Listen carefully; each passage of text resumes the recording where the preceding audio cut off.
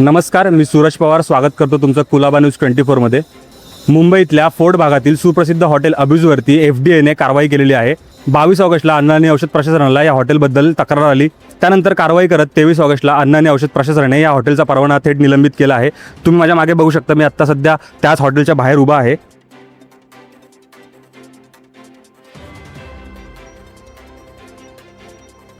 कारवाईची मुख्य कारणे म्हणजे खाद्यपदार्थ बनवण्याच्या जागेत माशा, उघडी व घाणेरडी गटारे आणि साचलेले पाणी आढळले। अंडी योग्य रीतीने न साठवणे, तसेच शिजवलेले अन्न व कच्चे अन्न एकत्रित ठेवल्यामुळे जंतुसंसर्गाचा मोठा धोका निर्माण झाला होता। पेस्ट कंट्रोलचा अभाव होता। कीटक आणि उपद्रवी कीटकांवर नियंत्रण पुरेशा उपाययोजना नव्हत्या। या सर्व गोष्टींमुळे आणि स्वच्छतेच्या नियमांचं उल्लंघन केल्यामुळे अन्न आणि औषध प्रशासनाने या हॉटेलवर कारवाई करत याचा परवाना थेट निलंबित केला आहे। FDAच्या दणक्यातून कुठलंच हॉटेल सुटत नाहीये। याबद्दल तुमचं काय मत आहे कमेंट करून आम्हाला नक्की कळवा आणि अशाच नवनवीन बातम्यांसाठी आपल्या कुलाबा न्यूज 24ला फॉलो करायला विसरू नका।